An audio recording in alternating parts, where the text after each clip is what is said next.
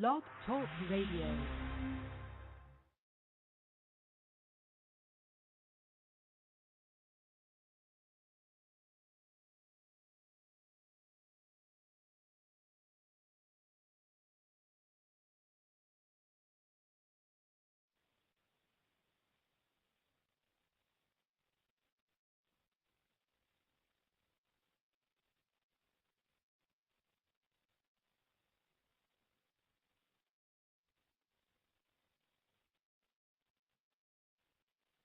This is BR on the World, our news program that just happens to feature news of the world, which is something we don't hear enough of, quite frankly, in the U.S.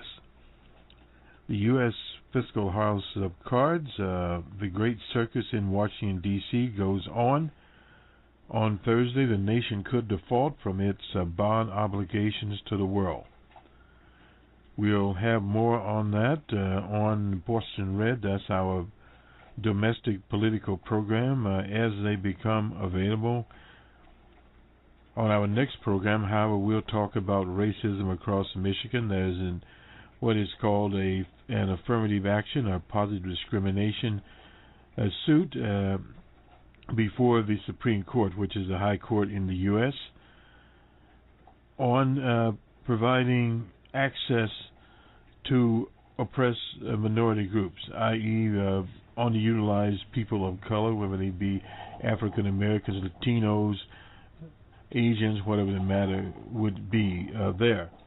But we'll, in this episode tonight, we'll call it Tonight in the U.S., early morning and mid-afternoon other places across the world. We'll talk about the I Don't Know More movement that is in the nation of Canada here in North America. The Aboriginal tribes, as they're called in Canada and Australia, wherever, are demonstrating and have been demonstrating across Canada. They have appealed to the United Nations Rapporteur on Indigenous Rights, or to the United Nations, actually, their Rapporteur on Indigenous Rights will wrap up a whirlwind tour to investigate issues confronting the First Nations across Canada. Tuesday, today, the Idle No More movement swept across Canada. The international body declined to meet with one of the First Nations suing the Ottawa government over the free trade agreement with China. The indigenous groups say they would give Chinese companies rights to abuse its land. Now, that's what the federal government would do to the Aboriginals. There's a tribe called the Hopinkas. It's 300 persons strong. Of course, made headlines across Canada. We'll get to that in a minute. Filed a legal petition against the government for pushing with a Canadian China Foreign Investment Protection Act, without, of course, consulting the First Nations. The Canadian legal analysts have said Canada-China agreement allows Chinese enterprises to sue Canadian local government for legislation deemed prejudice to the interests of China, or as they call it here from Al Jazeera, Beijing. The Hupinsape, I'm bungling their name, nonetheless essentially overrides this agreement. Indigenous Canadian Aboriginal rights to resources on its land. There's a big brouhaha also in the U.S., a little different from the Aboriginal people. It involves in the U.S. just property owners that buy from various realtors in various states. They buy houses, but they don't have the mineral rights. Now, that's been something I recall from being in law school, that it was not as widespread. What's happening in the U.S. is that the new ways of extracting petrol from the ground have brought about more than a cottage industry, but an industry in getting resources that were not there at one time, from what's called the shale layers of the earth.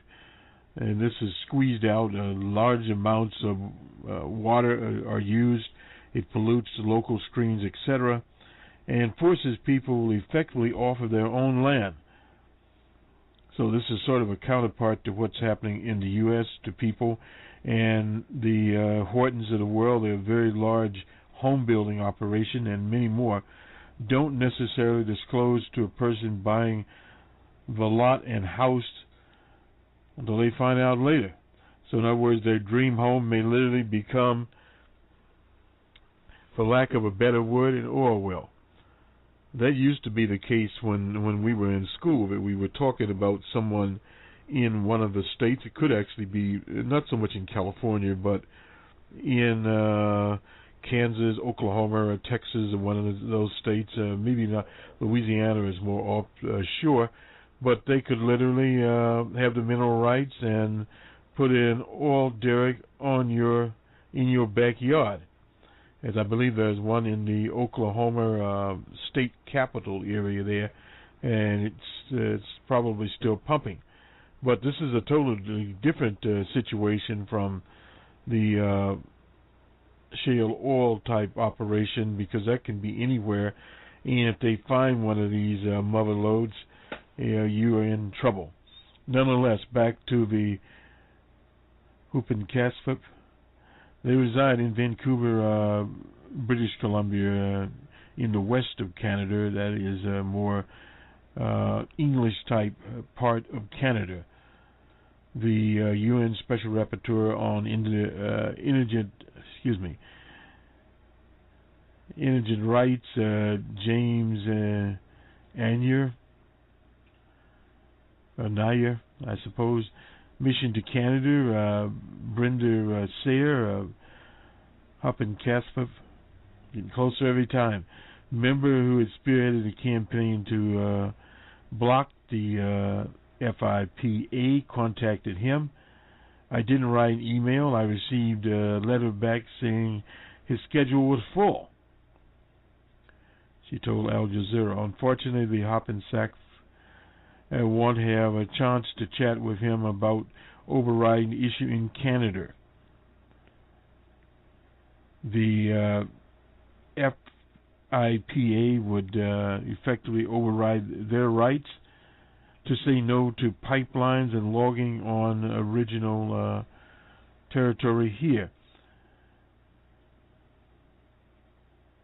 Anaya, I suppose his name, said the United Nations did not respond to the interview, and the UN didn't respond to the interview by Al Jazeera here. They are laying low.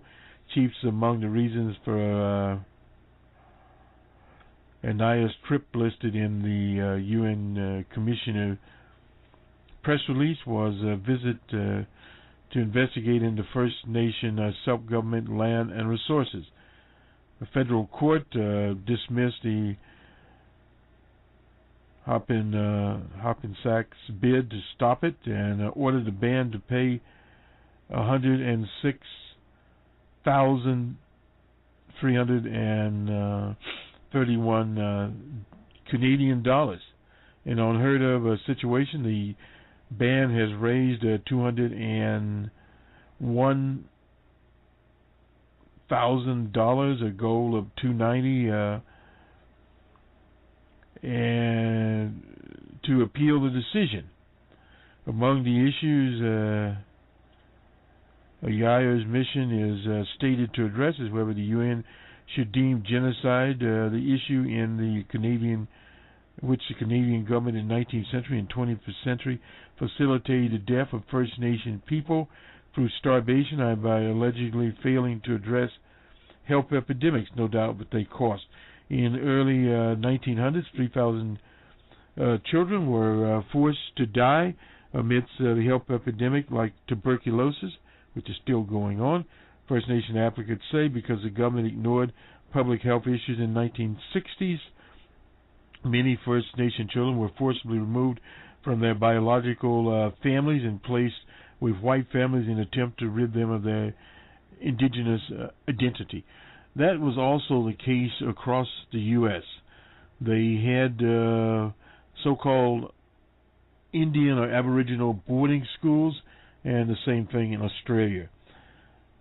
Vanessa Gray, an active member of the I Don't Know More movement and member of the, well, we'll leave that tribe there, in Southwest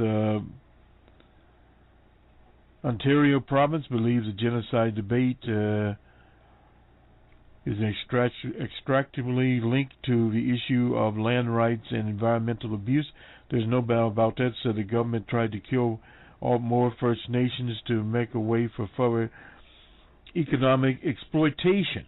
There's no doubt about that, because a lot of the minerals in Canada, and Canada, make no mistake about it, is in the mineral business primarily. To this agreement, this is from the Vancouver Observer. You'll see a picture of Harper there and the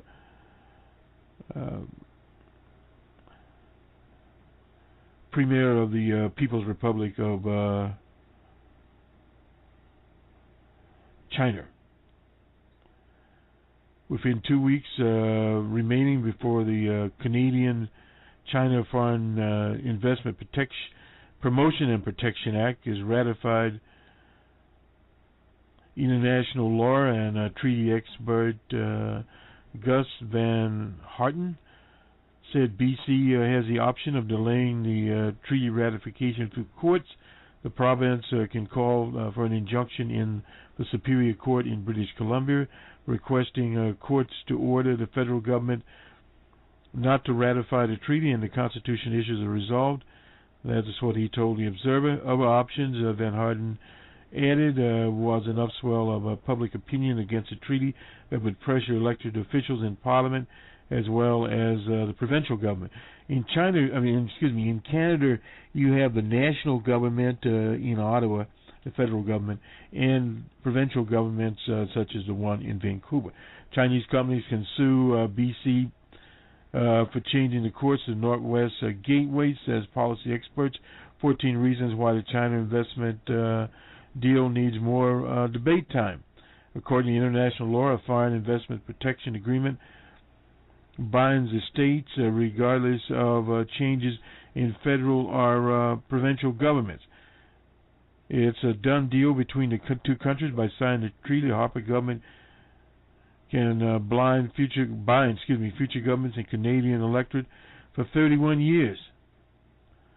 Van Harten, who has a PhD in international law from the London School of Economics and the Osgood Law School, is one of 5 internationally recognized experts in Canada on international investment treaty law, and he works on a partial basis.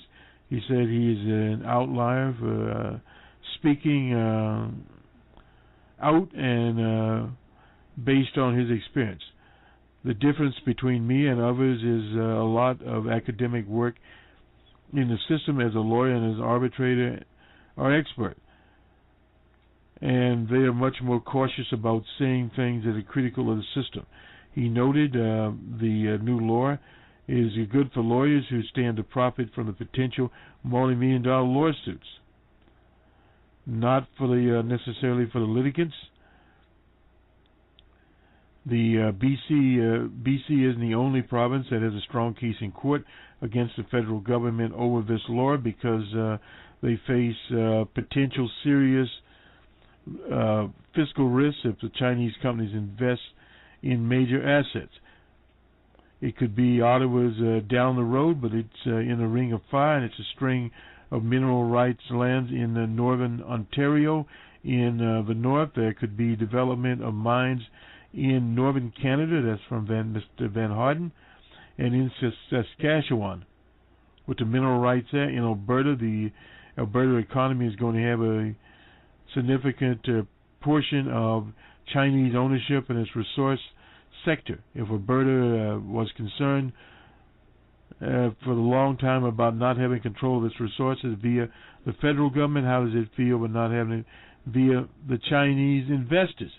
The only provincial government that should be concerned only about the law is ones who won't expect to be getting any significant Chinese ownership assets. That's Van Harden there. I think any reasonable government can assume that going to be the case. In fact, the agreement, the 31-year commitment, finalizes on 31 October. The BC Premier, Christy Clark, he did this to help the province understand the scope of risks with this treaty and the taxpayers. The press secretary there, Michael Morton, confirmed Clark's correspondence branch received the letter. Clark did not respond to questions from the Vancouver Observer. The Minister of Environment, Terry Lake, responded to Van Harten's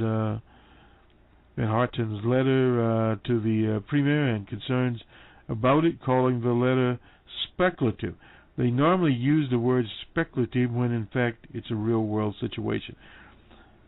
There are interveners in the hearing and examine the issues are critical to 5 conditions that must be met on all pipeline projects. And at the same time, we're working with the federal government. The Northern Gateway proposal related issues where BC's interests are at stake. But effectively, this new agreement, they would have no interest. As this is an ongoing work and international treaties are the purview of the federal government, I'm not going to comment or speculate on comments by Van Harten.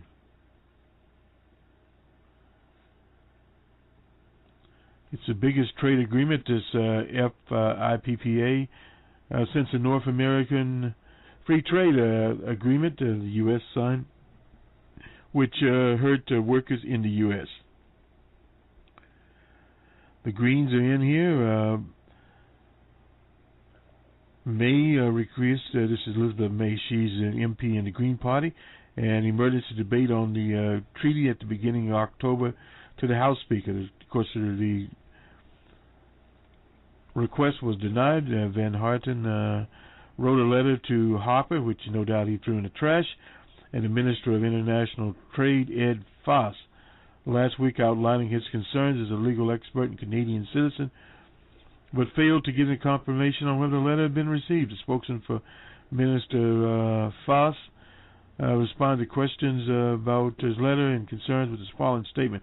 With regards to investor-state dispute settlement, it is Canada's long-standing policy to permit public access to certain proceedings.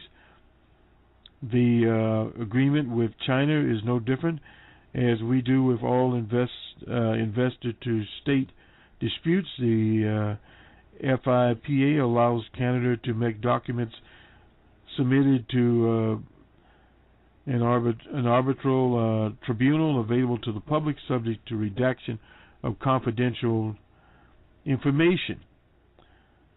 We have been clear that Canada wants to continue to expand its relations with China, in other words, they want to sell their natural resources to China, and by ensuring a greater protection against discrimination, arbitrary practices, and enhancing predictability of a market policy framework, allows Canadians to invest in China with greater confidence, he says.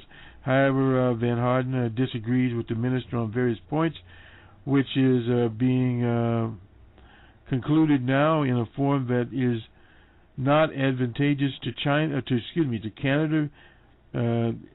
is perhaps because the Harper government, the Conservatives there, want to pass it quickly, and they're prepared to give, and have not been prepared to give anything away, but would have given away, presumably as a minority government, because it would not been able to pass it through Parliament. So it sort of goes on here. It's a long, drawn-out political argument in Canada. There's a petition to stop it. Lead Now, which is a citizens advocacy group, out to stop this particular petition, and we'll look to them to see how we can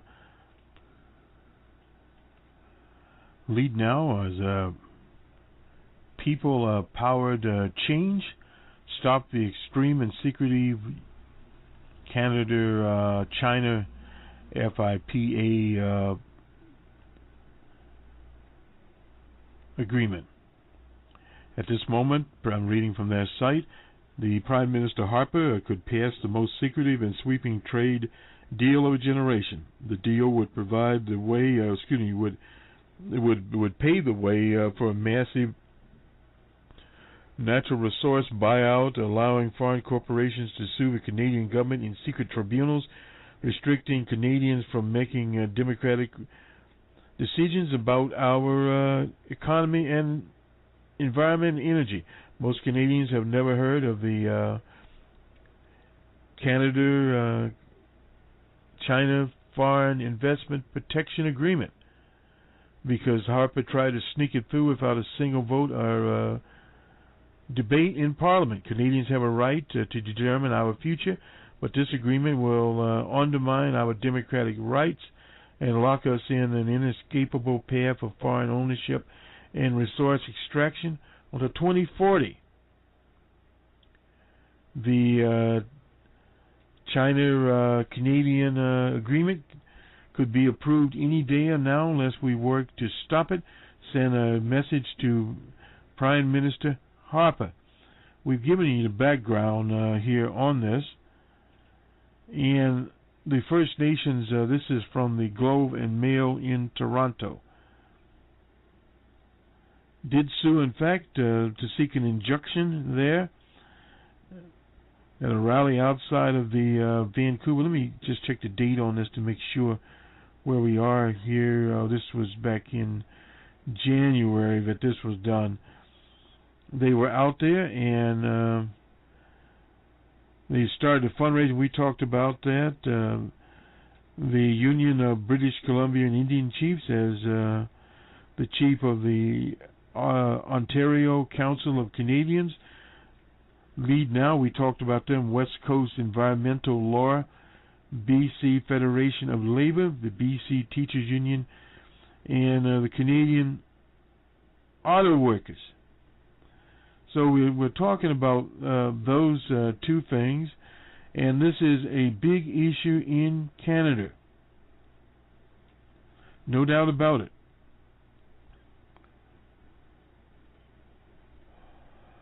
And we'll see where it goes in terms of Canada. But it will have an impact, no doubt, on the so-called Keystone Pipeline in the U.S. That is another Canada-Canadian scheme to push oil across the American landscape. And very few Americans have heard anything about this. And until this particular broadcast, it had not come across our desk or broadcast mic either. So let's move on to other things here. We wanted to talk a little about the so-called Columbus Day that is now passed, which is a good thing. Many people have spoke out against it, and it is one of those situations that the Aboriginal people across the Americas have demonstrated against it, which is a very good situation moving along. In the western states, Aboriginal people here in the U.S.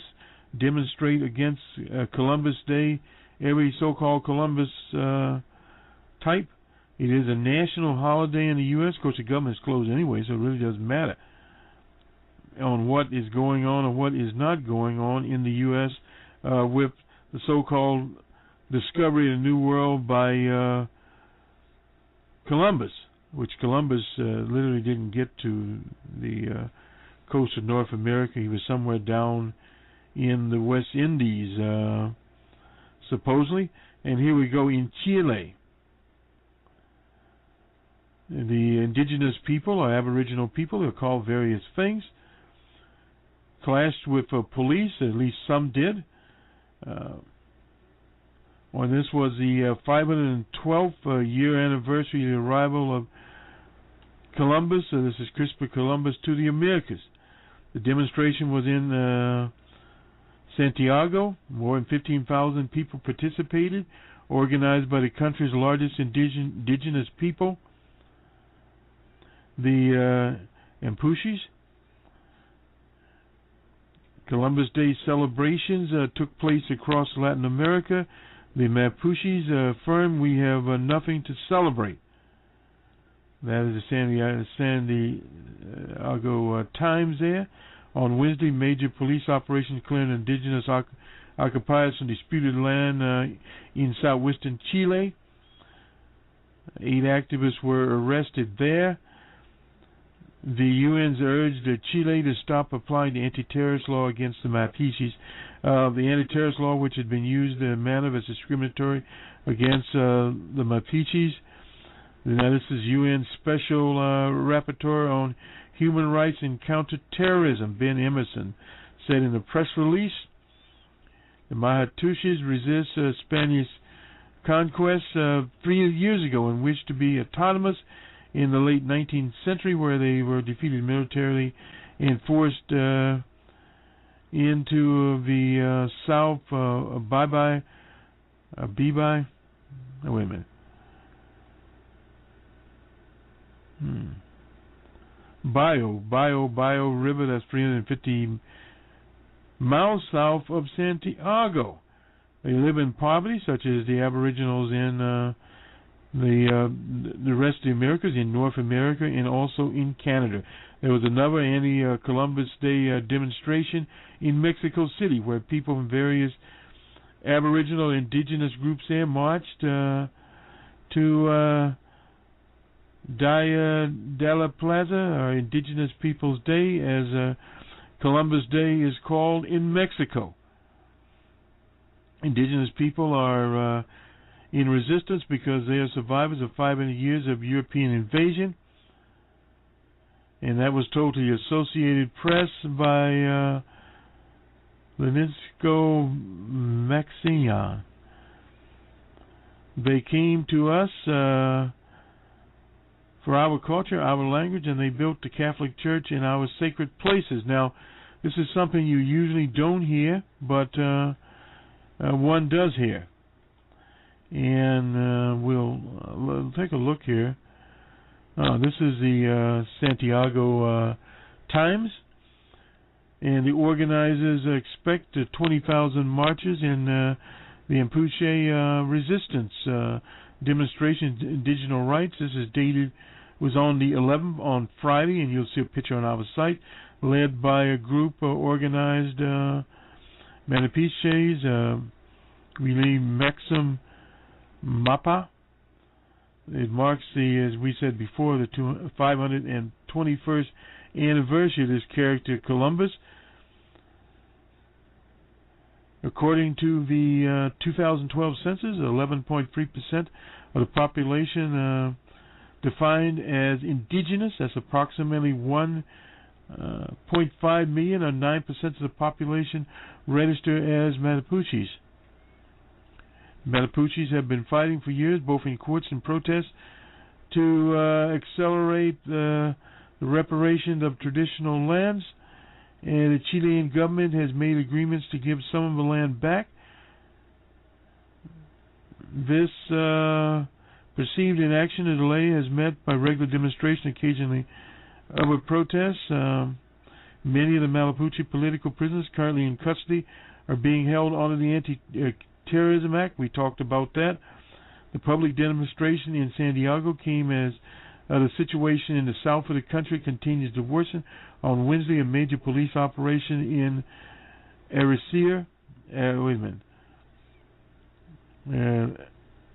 Araceli. It's about 54 miles north of Temusco. 8 activists were arrested there.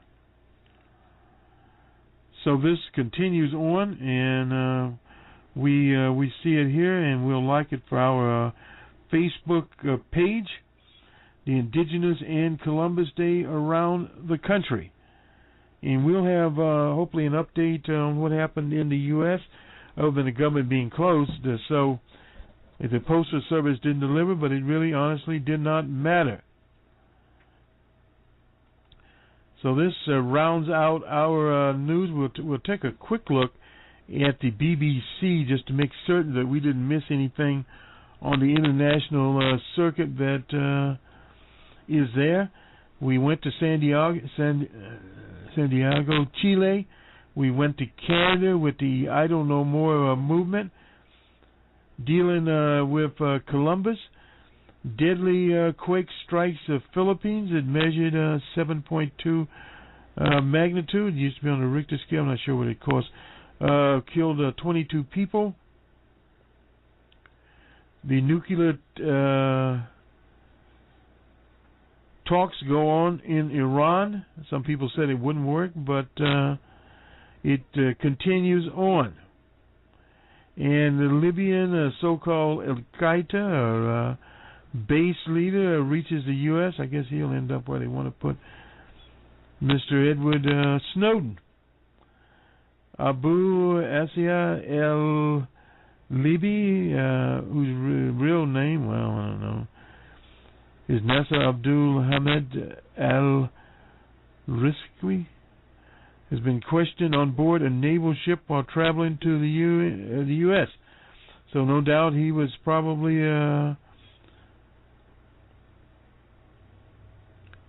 switchboarded there. 49-year-old for a judicial officer. Let's see, where will he be when they get him here?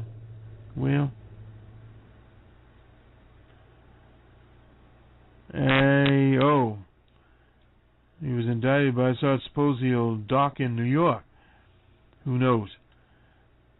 Guantanamo, they keep some prisoners there, but this particular prisoner is not, as they say, too dangerous to have there after he's been there. A Greenpeace ship, let's see. Captain denied bail in a Russian hearing. Russian courts rejected bail request for an American captain of a Greenpeace ship. His skipper is Pete Wilcox, 60, and Dave John Jahasman, 44, and Carmela Spirelli, 21. 30 people held in the city of Mersmansky on piracy charges. Interesting there. Wilcoxon, a veteran campaigner, was at the helm of the Greenpeace ship, the Rainbow Warrior. His stepson used to be on the Rainbow Warrior. When it was bombed and sunk, I remember that, by the French Secret Service in 1985. He denied the charges there. Said he's been working on the ship for 40 years, quite literally. And never before have I been accused of using violence or doing anything for my personal gain. The Russian news agency quotes him as saying that he has had many regrets and that he could start again. He would have stayed in New York. Well, I doubt that. He's a hero, not a pirate. That's his wife, Maud, said in a statement. Meanwhile, Greenpeace quoted Camilla Spicula, who has Italian and Argentine citizenship. I'm innocent and did not understand what I'm accused. So she's in jail, and we'll show pictures of them on our site here before we're finished, the Rainbow Warrior. So we literally went from Greenpeace to the Rainbow Warrior, and Ms. Specialia, since she is of Argentine or in Italian, so Could be special. Anyway, we got that part right. And the ship was the Netherlands has demanded the release of detainees as well as a Dutch flag ship. It was a Dutch flag ship. It's what the Rainbow Warrior is. So we've rounded up the news with the environmental movement, Greenpeace, the Rainbow Warrior, the fight of not only the Aboriginal people of Canada, but the people of Canada to have a say in their own national resources and commerce and trade. This is a very bad situation, and it doesn't look as good for the Chinese. The Chinese, being a country that is literally under the Chinese Communist Party, should not be engaged in predatory, low-life, scummy capitalism. Peugeot shares prominent report of fundraising. Shares in the Peugeot plunged 10% on Monday. Report is considering raising funds by selling shares. Citron is what it's called, French company. Would involve the French government and China, Dauphin Motors. If this happens, the Peugeot family could lose control of the company. So there are all kinds of international machinations in it. There's no great secret. Peugeot is on the look for partners. That was the finance minister, Pierre Markovitch, told the French radio. So we're sort of moving around, and we're seeing more and more problems in these various international agreements with various countries. So China has its version of the Keystone Pipeline, but it's literally turned into an all-out rampage and stealing of the natural resources. And this is becoming more and more of a problem, is a global problem. You can't just talk about it as being confined to one nation. These so-called free trade agreements are themselves bad. And I say that in general because what has happened in the U.S., I can recall some trade agreements, WTO, which we demonstrated against in Seattle, but later supported as an institution that could be reformed in a capitalist system. Not that it was a perfect situation, imperfect, but unfortunately, many of these other agreements, like the North American Free Trade Act and this Chinese scheme, are such that literally rob the people of their livelihood, now their land, and also their air. And looking at BBC, why the world technological giants are investing in Canada, in Africa. And this is one of the mistakes in the West. They take Africa all as Africa, but nonetheless, this is in Ghana, the capital of Accra, that they are moving into technology on the continent. The growth of 5.6% predicted in 2013, according to the World Bank.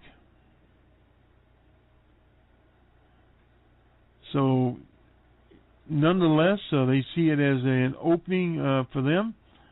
And we see a nice picture here of IBM is there in Nairobi, Kenya. The company has boosted existing investments in the continent by opening a research center in Nairobi. This is IBM.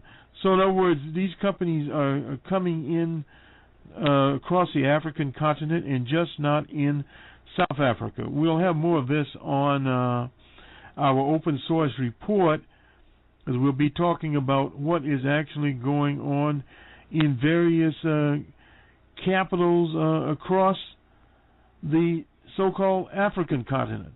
Nonetheless, for BR on the World, this is Bostonred on the 15th of October, 2013. Good day.